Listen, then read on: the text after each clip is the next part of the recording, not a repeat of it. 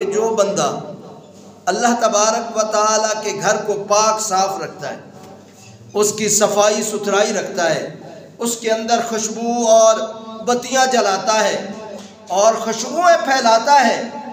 حضرت ابراہیم علیہ السلام اور حضرت اسماعیل علیہ السلام کی سنت ادا کرنا، کیونکہ اللہ تبارک و تعالیٰ نے کسی اور سے نہیں کہا،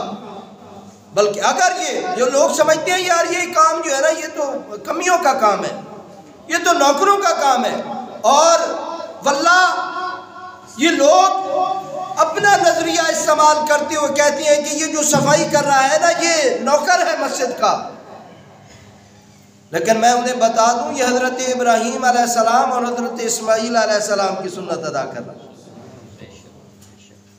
کہ اللہ کے گھر کو پاک و صاف رکھنے کا اللہ نے عہد لیا حضرت ابراہیم علیہ السلام اور حضرت اسماعیل علیہ السلام سے۔ بڑا مقام ہے اس شخص کا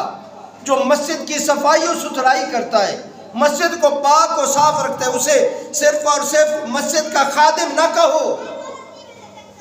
بلکہ اس کا مقام اور شان یہ ہے کہ آپ کے اور میرے نبی صلی اللہ علیہ وسلم مسجد میں تشریف لائے، ایک شخص مسجد کو صاف کر رہا تھا، گرد آلود تھا کیونکہ مسجد کچی تھی، آج تو مسجدیں پکی ہیں، ہر چیز جو ہے وہ صاف ستھری ہے، قلیل بچھے ہوئے ہیں، بڑا خوبصورت ماحول ہے، صفائی کرنا ہر چیز کرنا آسان ہے، لیکن جو کرتا ہے اللہ تبارک و تعالیٰ کی اس کی ویسی ہی شان بنائی جو آج بھی مسجد کی صفائی کرتا ہے۔ آپ کے اور میرے نبی صلی اللہ علیہ وسلم نے اس شخص کو بلایا، کہا قریب آؤ میرے، وہ شخص قریب آیا، اپنے کپڑے جھاڑنے لگا تو آپ کے اور میرے نبی صلی اللہ علیہ وسلم نے منع فرما دیا، فرمایا انہی خاک آلود کپڑوں کے ساتھ میرے سینے سے لگ جاؤ۔ جس سے آقا دو جہاں صلی اللہ علیہ وسلم مصافحہ فرمائے اس کی تو شان یہ ہے کہ وہ ہاتھ جو ہے جہنم میں نہیں جائیں گے، اور جس کو آپ کے اور میرے نبی صلی اللہ علیہ وسلم سینے سے لگائیں انہیں بھی لگاتے ہیں سینے سے آقا جو ہوتے نہیں منہ لگانے کے قابل۔ آپ کے اور میرے نبی صلی اللہ علیہ وسلم نے شان بتا دی،